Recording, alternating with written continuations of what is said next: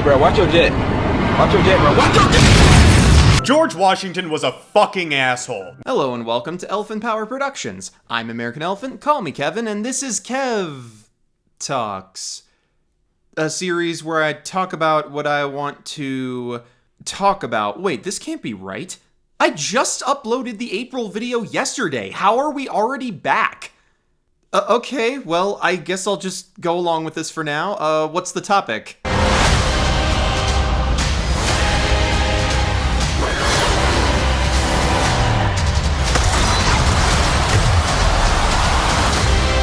Oh, I get it now. Yeah, as of this video's release date, The Falcon and the Winter Soldier's finale, One World, One People, premiered 5 years ago. And man, was I very happy to rewatch this series recently because I think The Falcon and the Winter Soldier is good. Not perfect, but good. 7.5 out of 10. The action is exciting, raw, and dynamic. The acting is mostly fantastic. The visuals are amazing, with some of Marvel's best VFX and beautiful color grading, especially the blues. Henry Jackman's music is phenomenal, Zemo is still amazing, and despite some of his fans being overly sensitive, obnoxious defenders who can't handle any criticism of his character without commenting a whole essay about how he did nothing wrong in this show or Thunderbolts, I love John Walker. Seriously, do not try to paint me as a John Walker hater just because I also like Sam and think some of you are too uncritical of John's actions. I own both of his Funko Pops from this show. I like him. Leave me alone. However, I do still have my gripes with this show, and most of them can be summarized into one word: villains. Or maybe antagonists is better. Revolutionaries, depending on whose side you're on. I think Falcon and the Winter Soldier is a solid show that almost works in full, or at least is almost entertaining all the way through, even if not entirely cohesive or seamless. But that greatness is squandered by the mishandling and execution of its villains, especially Carly Morgenthau, aka Flag Smasher. So today, on the 5th anniversary of its divisive finale, I'm going to talk about why the antagonistic forces of this show fall flat for me and... Wait, Noah? AKA my friend NoahJaySweet on YouTube? Sup? The hell are you doing here? What do you think? This is a video essay collab. I rewatched the show with you on Discord, remember? Oh, yeah, that makes sense. Alright, cool, my first crossover. Well, Noah, my Canadian friend, why don't we start simple by recapping this American show's foes and their whole deal? Fire ahead. Alright, watch this. Carly Morgenthau and the Flag Smashers, adapted from Carl Morgenthau, aka Flag Smasher, and possibly his terrorist group Ultimatum, can't confirm or deny that one, are a movement of super soldiers. In this show, they believe the world was better during the blip caused by Thanos' snap. What does that mean in this context? Well, according to lip service from Sam, it means world governments used to be more relaxed about borders and sharing resources, before everyone blipped back suddenly, thus creating a population crisis. For 5 years, people have been welcomed into countries that have kept them out using barbed wire. There were houses and jobs. Folks were happy to have people around to help them rebuild. It wasn't just one community coming together, it was the entire world coming together. And then boom, just like that, it goes right back to the way it used to be.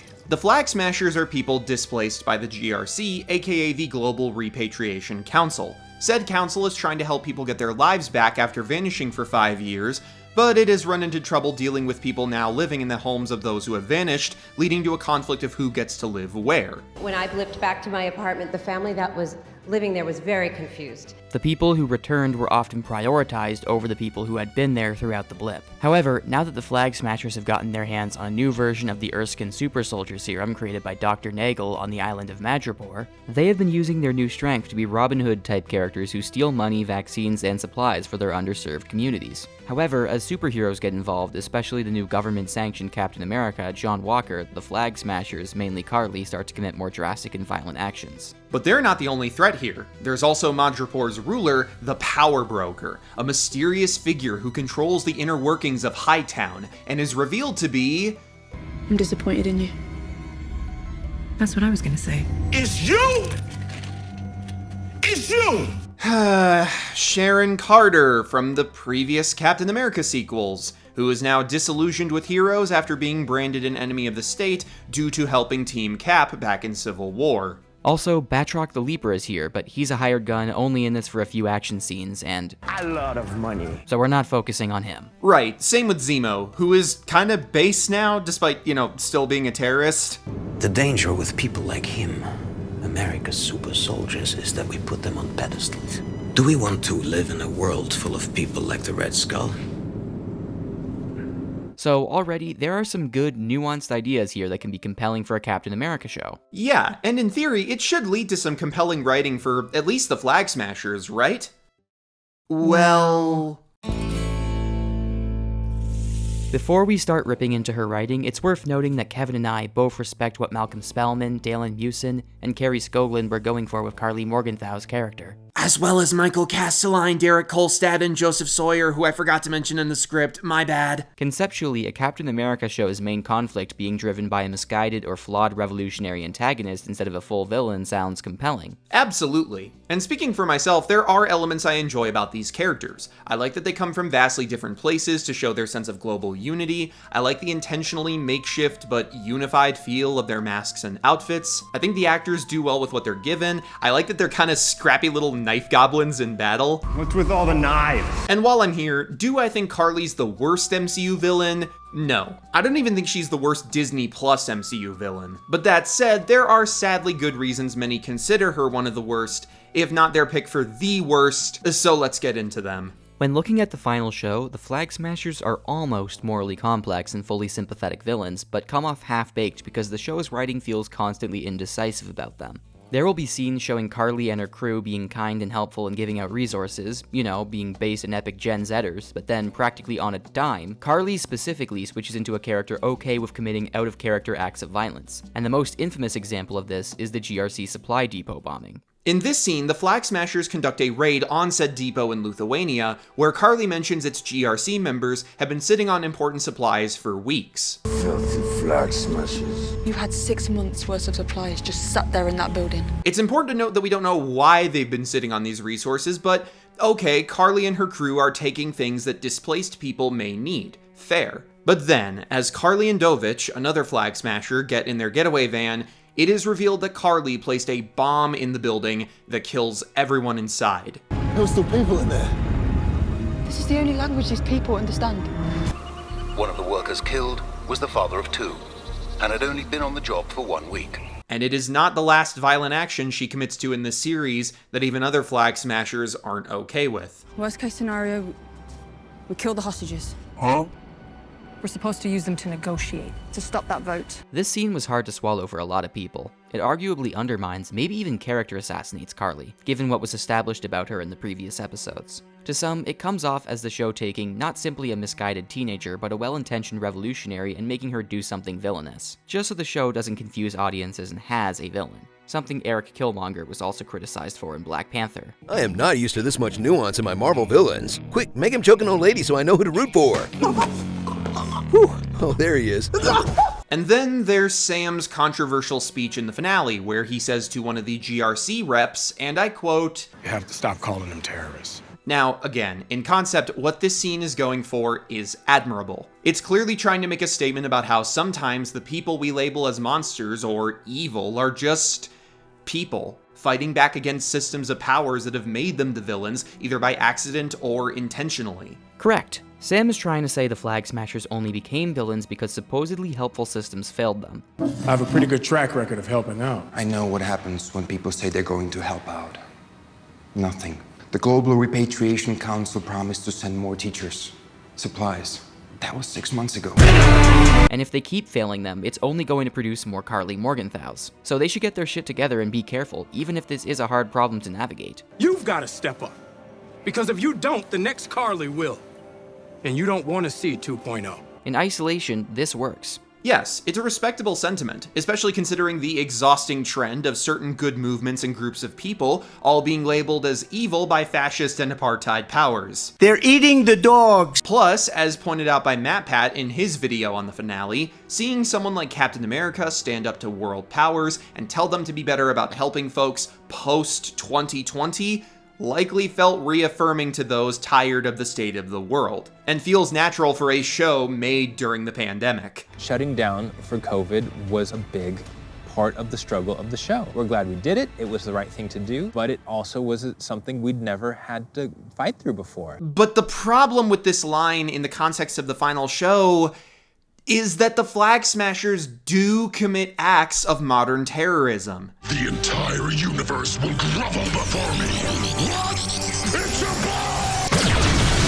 And it's important to specify modern terrorism because, if I may whip out my history major knowledge, the meaning of the word terrorism has evolved over time in popular understanding. On January 24, 1878, a young revolutionary named Vera Zasilich shot and wounded General Fyodor Trepov, the governor of St. Petersburg, Russia. Why? Because he facilitated the torture of political prisoners from the Russian Tsarist regime. However, she did not kill Trepov, and when asked why on trial, she said, "I'm a terrorist, not a murderer." And got away with it like a fucking champion! Even now, terrorism and mass murder are not actually defined as the same thing, even if one can be a component of the other. And secondly, to quote the article A Forgotten History of Terrorism by George Ganitis, which is about this story, the use of terrorism to describe acts of violence carried out with political motivations only came into use in the 19th century, when these tactics were becoming more and more common means of agitating for political change. It has its roots in terror in the sense that it was used during the French Revolution. Rather than something horrible and detestable, it, at least at the time, carried a sense of righteousness, of the necessary overthrow of an unjust established order. It's no wonder then that both the tactics often associated with terrorism and the use of that word to describe them first surged in the brutal, feudal, and autocratic Tsarist Russia, against the same monarchy that would eventually be overthrown in the Russian Revolution, and one that few today would dare to defend. TLDR, the word terrorism used to be more nuanced and had its roots in revolution. So, funnily enough, when it comes to his Captain America finale speech, if they weren't antagonists, Sam would have still been kinda wrong. Because if you look at this word's older meaning as a variation of righteous revolution and rebellion, it can fit the Flag Smashers rebelling against the GRC in a positive light. But on the flip side with what we got, if you look at the more modern idea of terrorism, compare it to the actions of at least Carly in this show, and try to say they don't line up, well, sorry Sam, but the mask still fits. By the end of all 6 episodes, the Flag Smashers blow up a depot with people inside of it, take multiple hostages, cause mass hysteria and panic with their attacks, physically assault law enforcement trying to stop their attempted bank robbery, hijack various vehicles, including a helicopter with hostages in them, during a final battle that takes place in New York City, and assault various superheroes trying to keep the peace even if some of them are more friendly with the GRC than others. Also, again, Carly kills people. I didn't mean to kill your friend. I don't want to hurt people that don't matter. Yeah, even if they have good intentions, it's hard not to see why people call them terrorists. Also, speaking of the GRC representatives, during the meeting they had before they were taken hostage in the finale, some of them were ready to vote in favor of the settlements the Flag Smashers give aid to. We're not rounding them up like cattle. And we still do not have sufficient resources in the resettlement camps. Great timing, guys! Look, we're not saying real revolutionaries are terrorists, at least not to disparage them, and we are not saying all political violence is bad. Sometimes violence is the only way people can keep themselves safe from their oppressors, because the oppressors give them no other choice but to fight back. When peaceful revolution becomes impossible, violent revolution becomes inevitable. If anything, structural violence is a violence that begets more violence. The Haitian Revolution or the Warsaw Ghetto Uprising are not the same as something like the 2008 Mumbai attacks, 9/11, or even the January 6th Capitol riots. The problem is, it's not just violence, it's pretty wanton violence. She's meant to be a sympathetic antagonist who gives to poor and displaced people and fights the oppressors who marginalize them, but she doesn't vet the people she's fighting to see if they're actually responsible for the oppression. Like, yeah, they serve a flawed system, but we don't know much about that system. We don't know much about how individual actors within that system function. It's frustrating because the vision is there, but the execution is too inconsistent. Even in the final battle, Carly is inconsistently written. She tells Sam to stop fighting her 1 second, but then tells him to fight back as she wails on his shield. Stay down! 12 seconds later. Does she mean fight back against the systems and not her? Oh, okay. Like, make up your mind, show. Does she want Sam on her side or not? Just to be clear, none of our criticisms have anything to do with Carly's actress, Erin Kellyman. I like her in Solo, I liked her in The Willow Show, and she does do a good job coming off here as a misguided but angry kid, having a rough time venting that anger. Our problems are squarely with her writing, which even she seems to have trouble working with at times given how her energy can rapidly flip-flop in some sequences, which is irritating because she can act, as showcased by her Goodbye to Mama Donia. Speaking of, we needed more fleshing out of Carly's backstory, especially her relationship with Mama Donia. We should have gotten the whole focus episode on Carly to better explain her actions and motivations, while also exploring the blip housing issue. Imagine a flashback where Carly is being taken from her home and Mama Donia takes her in to protect her. They also could have at least shown how strong and good a person she was while fighting tuberculosis. It would have made her death more impactful. Additionally, I kind of feel like the funeral scene should have come before the depot explosion, as it could have made Carly's fall from grace more tragic. We should have seen more of her pain so we could have felt more of her pain. And that segues nicely into another big problem. The Falcon and the Winter Soldier, despite being a gorgeous show with fantastic cinematography, has a big tell-over-show problem with the Flag Smashers and their side of MCU world building. We are told that things were better during the blip, or at least a lot of people felt that way. We are told that Mama Donia was this amazing community pillar. We are told these communities are suffering, but we aren't shown these things that often. Look, I don't think show don't tell is the be-all end-all of storytelling. Sometimes things are better left to the imagination.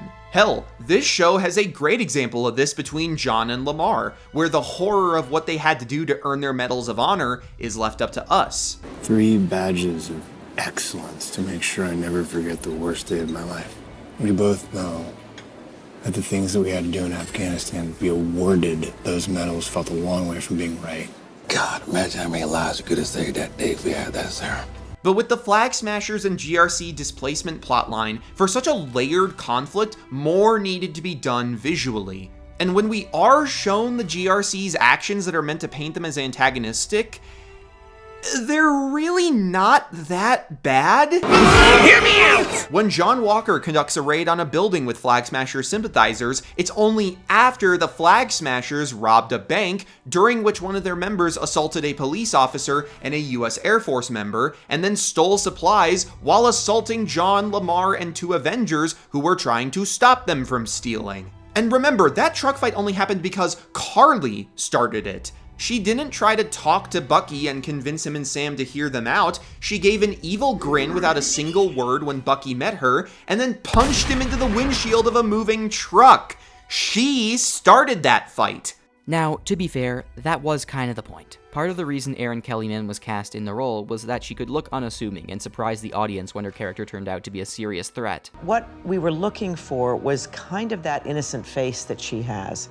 I wanted her to be unexpected. Still, it seems out of place that a character who is supposed to be sympathetic and who later tries to sell her ideals to our protagonist starts off by aura farming in such an ominous way. As another example, when the GRC arrests people after John kills Nico, it's only after the Flag Smashers killed people themselves, one of whom was a superhero. Also, let's not forget that when Carly wanted to talk with Sam and better explain her side of the fight, not only did she do so to make it easier to break up the heroes and kill John, who she's deluded herself into thinking is a Nazi. I think we had enough time to talk. You were not simple.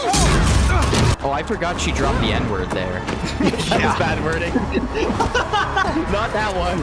The other one. If anything from our watch party makes it into the video collab, let it be that. But how did she get Sam to show up? By threatening his sister and nephews on the phone. Instead of meeting Sam here, I can always meet with you and AJ and Lil Cass there.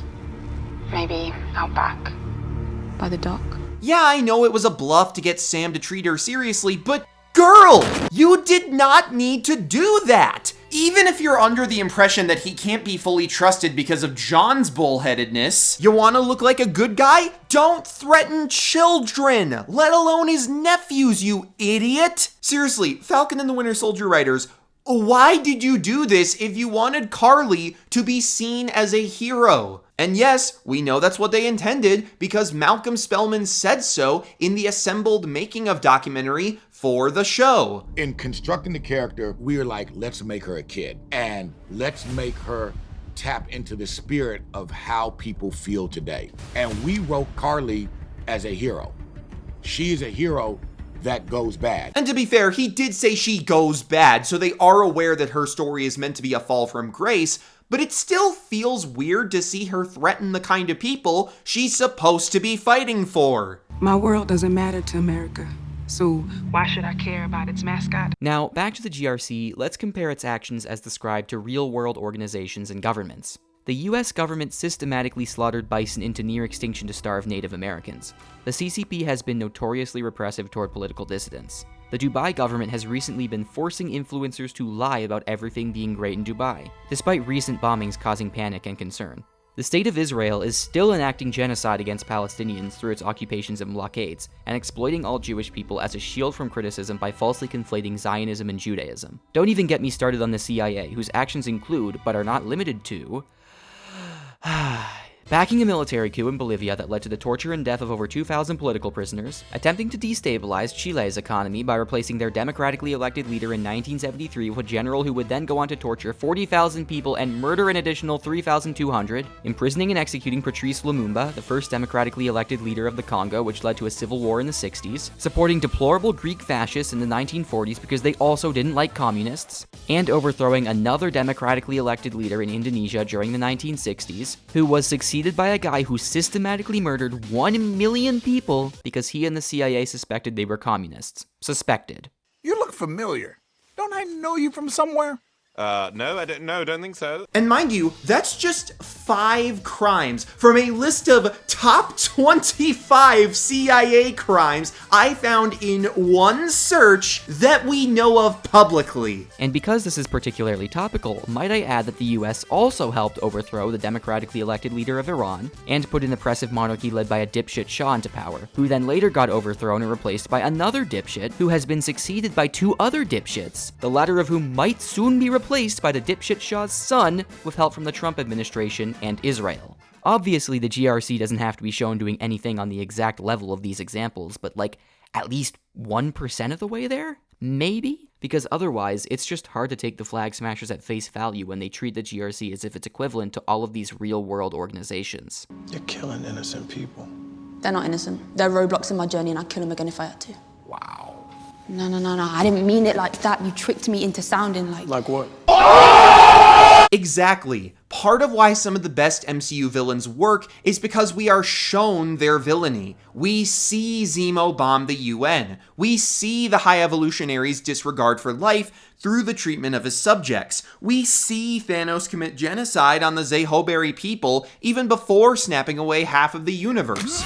We see Hela slaughter Asgardian soldiers, the dead bodies of Ego's other children, Vulture accidentally killing one of his own men and brushing it off. Even some of the more negatively received MCU villains, like Caecilius from Doctor Strange, Crow from Eternals, and even Dar Ben from the Marvels, at least have their evil shown on camera or in flashbacks better than the GRC. And this works in reverse for more sympathetic villains. We see Ghost lose her family and be raised into an assassin by S.H.I.E.L.D. We see what led to the Void manifesting through Bob's trauma. We see how terrible a home life Fisk had under his father. Even this show establishes truly awful actions committed by the US government regarding Isaiah Bradley. And even though that isn't shown on screen either, it's carried by the performances of Carl Lumley and Anthony Mackie during their conversations. And it's delivered with a level of finesse the GRC conflict lacks. A handful of us got shot up with different versions of that serum. They sent us on missions, even though the others weren't stable. A couple of the boys get captured on a mission. I heard the brass talking about blowing the POW camp to hell to hide the evidence. But those are my men. My brothers, not evidence. Again, just one flashback of Carly being unjustly kicked from her home would have fleshed out her sympathetic aspects and fleshed out the cruelty of the GRC at the same time. The show never makes the GRC feel evil or oppressive enough for us to step into the Flag Smashers' shoes. Sadly, despite its potential, the nuances of the Flag Smashers and the conflict created by blip displacement feel almost too big for the Falcon and the Winter Soldier to cover in its current form, because the show isn't solely about the housing crisis issue. It juggles the legacy of Captain America, which ties into the story of Isaiah Bradley. It has Sam reconnecting with his sister, Bucky trying to make amends for his actions, John Walker's character journey, Zemo being a vibe. All of these stories could be their own shows with the right amount of elbow grease, but because they did all of them at once, some feel like they got way less time to be cooked properly, and it shows. Yes, they're all tethered together in a lot of ways, thematically and narratively, but some of these tethers and their stories are stronger than others. Speaking of weak links, I guess we have to talk about a certain someone in the thumbnail who has only been mentioned once so far. Ugh, I hate that you're right. Sharon Carter is one of the most frustrating parts of this show. For a fairly decent character in the other Captain America movies, this show did her dirty by, well, actually making her cool at first, having some fun fight sequences in Madripoor, and then ruining her in the second stretch. Oh, she's kind of awful now. Yeah, I'm okay with Sharon being disillusioned and feeling backstabbed, given the treatment she got for helping Team Cap, but the power broker twist just feels unnecessary. Being jaded toward the US government is one thing, hell yeah, sister, and I completely buy she'd feel that way, given one of her last jobs was at S.H.I.E.L.D., and we all know how that went down. But becoming a villain trying to build an army of super soldiers seems like a big jump, even for a multi-year gap between this and Civil War. Some people already thought it was a stretch for Hawkeye to become Ronin between Infinity War and Endgame, but at least he could argue vigilante justice, Punisher style. With Sharon, the motivation feels less defined. And I'm not saying it's impossible for her to become a villain. I can see how being jaded against the government and heroes and needing to survive in Madripoor could send her down that path, but I don't feel like we had enough time to make that turn feel fully natural. Speaking of multi-year gaps, it has now been over 5 years since that post-credit scene of her getting a pardon and getting ready to access government secrets, but we've still had 0 payoff to that. This is a box of nothing. Not in Secret Invasion, not in Brave New World, not Daredevil Born Again, so far anyway, not even in an episode of What If. Hi. So, slight correction. Sharon actually does appear in What If as the power broker. Specifically, the Season 3 episode, What If the Emergence Had Destroyed the Earth. And it's actually a pretty good episode, all things considered, at least by What If standards. And yeah, there she is, being the power broker. But this still isn't the sacred timeline, so my point of criticism still stands. Fun to see Riri beat her up, though. It's just business. Yeah, well, that's the problem with everyone these days. You never know who's real and who's a fake. Okay, you got it? All right, we're gonna move ahead. Sorry to slow you down. Hell, Hawkeye probably would have worked too, given all the crime shit going on in that show. It just feels so pointless now. I thought for sure the power broker storyline was not gonna work. And then the more we start to work on it, you're like, oh, this is great. Malcolm, with all due respect, I politely disagree. Yeah, you were kinda right at the beginning, I'm gonna be honest, but hey, since we're being so critical of this show when it comes to its villains, why not make it constructive? Okay, it says here to take everything weird and blow it up. The solution is simple. The Falcon and the Winter Soldier should have made the GRC a more overtly villainous threat, even if Carly remained a flawed and dangerous kid. Want us to sympathize more with the Flag Smashers? Just make us dislike the GRC more. Want one way to do it? Make the GRC responsible for the power broker stuff that Sharon does in the show. Take the scene where power broker goons kill one of the Flag Smashers, Matthias, at the airport. Why wasn't this a bunch of GRC soldiers? Had they gunned Matthias down, this would have been a dark moment because by then, the Flag Smashers would have only stolen necessary goods and money for impoverished communities. And even though a cop was assaulted during that bank robbery, it was only so that Dovich could protect one of his men. By the way, I know it's addressed through a joke, but I'm pretty sure Torres has no authority to make this arrest on foreign soil, so you could loosely argue self-defense for Dovich. From there, you could also make the GRC more villainous by, you know, showing them displacing people instead of just telling us that they are. Hell, even if we take the telling approach, we could do that through some meetings with the GRC representatives. Have some trying to do the right thing, while others are manipulating or taking advantage of the system through their dialogue, and then you could reveal their true intentions of wanting to get rid of or keep people down because, well, take your pick for a motivation. Racism, classism, xenophobia, fascism, all of these are one-word ways to get across a character's bigotry as their motive for displacing people. We don't need them to be too overt or some shadowy Court of Owls cabal that runs the world or something, but if we're gonna see the GRC as this bad oppressive system, you gotta show more of why they are that. Speaking of things they could have done with the GRC, during our rewatch of the finale, we came up with something that felt like a eureka moment, and it's this. What if the power broker was a facade manufactured by the GRC to not only have someone from the US in charge of Madripoor, kind of like how the CIA backed a shit ton of coups and takeovers to insert their own allies into power, but also so that they could take advantage of the island's lawless ways, and make the super soldier serum in secret so they could make a super soldier army for their future operations. Think about it, John Walker was basically rolled out by the GRC, specifically set up like an industry plant to be Captain America, and was doing their dirty work in the field against the Flag Smashers. They could have intended, in this hypothetical alternate storyline, to give John a recreated serum before Carly stole it. Yeah, after all, the MCU government has tried this shit before by giving Emil Blonsky a bootleg serum, and they technically succeeded thanks to Hydra's Winter Soldier program, as confirmed by Civil War, showing Bucky stealing super soldier serum samples. And all of this is without even mentioning, again, Isaiah, or the fucked up experiment from his backstory, one inspired by the real-world Tuskegee syphilis experiment, where the US Public Health Service injected black men with syphilis to see the disease's effects when untreated. Oh look, yet another example of real-world governments being scarier than fictional ones. Also, thanks to Black Widow, Alexei Shostakov, the Red Guardian, is another super soldier who showed up after Steve. So you know, Nagel could have helped make or just stolen Russia's super soldier secret super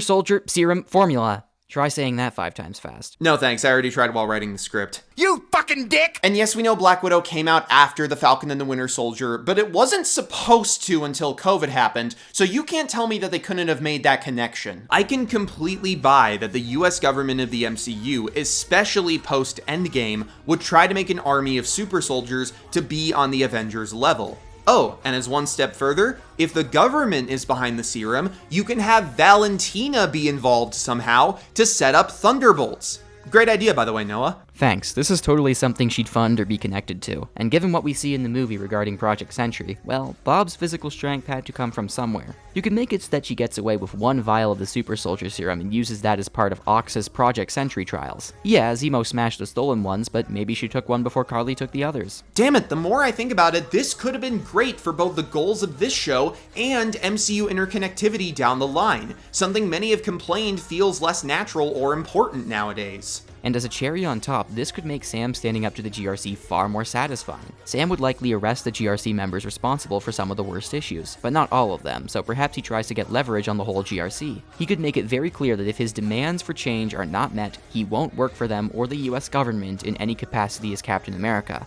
Yes, that is incredibly fitting for a Captain America story, because, as a reminder, Cap is loyal to the dream of America, not its systems. Even Steve, when working for S.H.I.E.L.D. in The Winter Soldier, was critical of Nick Fury and the goals of Project Insight before shit hit the fan with Hydra. Sam doing this would make perfect sense, especially given that he also went against the government in Civil War. And look, the Flag Smashers don't fully need to be justified either. They can be mistaken or misguided. In fact, one of my favorite storylines that touches on revolution is the Alabasta arc from One Piece. In that, the people of Alabasta rebelling against the king are doing so on completely false pretenses manipulated by Sir Crocodile in Baroque works. The reason that arc still works is that Oda does more than enough to establish the suffering of the people Crocodile has manufactured and how it has led them down the path of hating their king. I don't want to go too in-depth with this because Kevin is a live action only and I don't want to spoil it too much for him, but if you know, you know. Also, even though ideally the Flag Smashers would have more justified reasons to hate the GRC, you can still use them to criticize certain types of revolutionaries who care more about lashing out at the world than materially helping people. Speaking of ways to make this work, one great suggestion by Nando V Movies as to how they could have done this is just have a different Flag Smasher bomb the depot, whom Carly chews out and reprimands in a scene afterward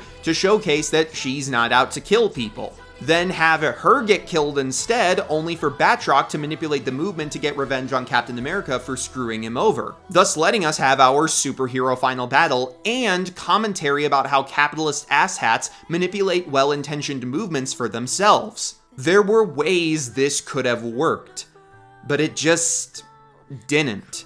Not for us, at least. At the end of the day, what's done is done. The Flag Smashers are messy antagonists, the GRC conflict is full of missed potential, even if compelling in theory, and Sharon Carter being a villain either hasn't been taken advantage of or, simply put, wasn't worth it.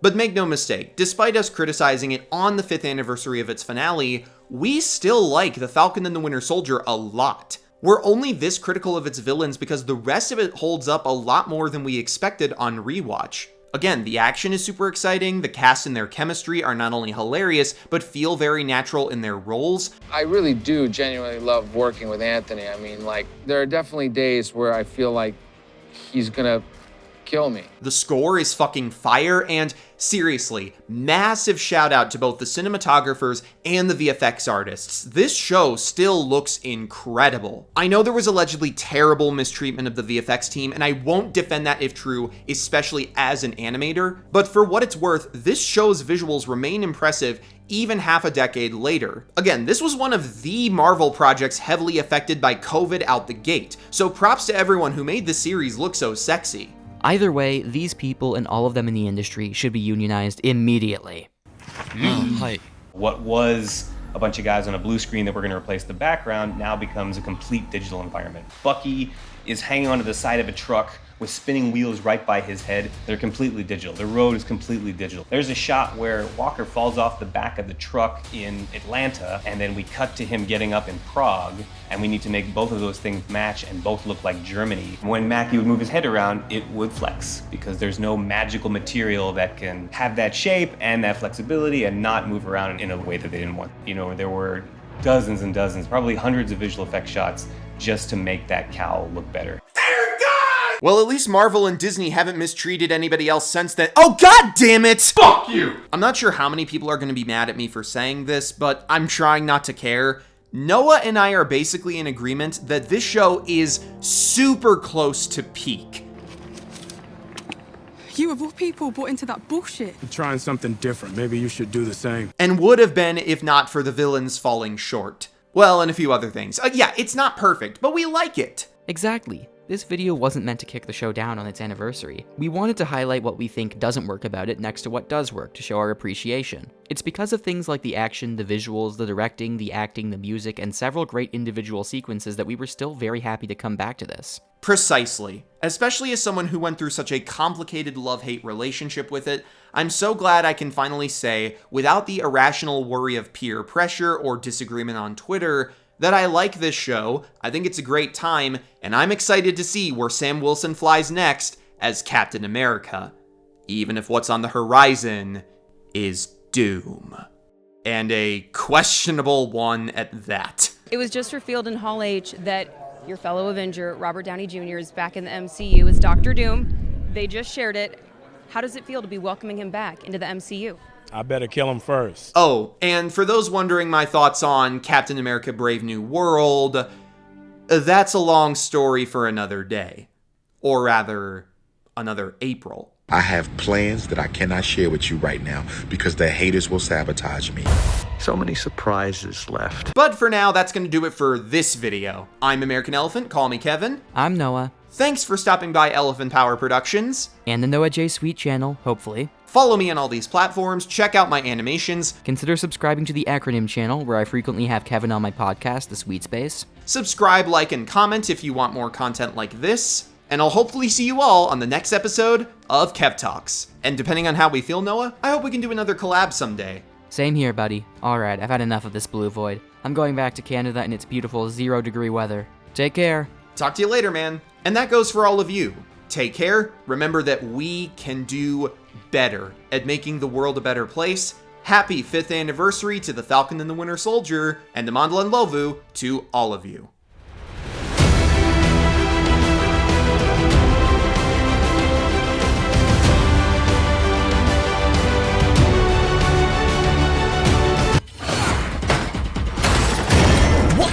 Are you fucking kidding me? The vibranium shield can't be the chair. For real, like what?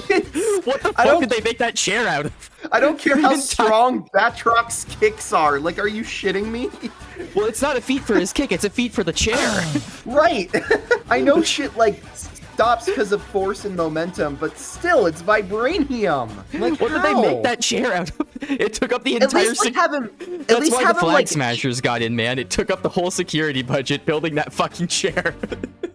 Right. At least vibranium chair kick the chair under the shield, so like you're pushing it upward with your momentum, and that throws off the motion of it, that I could at least understand. But he just kicked the chair into it like a fucking soccer ball player in Brazil striking a goal. I like how you have to specify the country. Like, right. Only in Brazil. People don't kick soccer balls in any other country. Only in Brazil. Let me take you to Rio, Rio. Fly on the ocean like an eagle, eagle.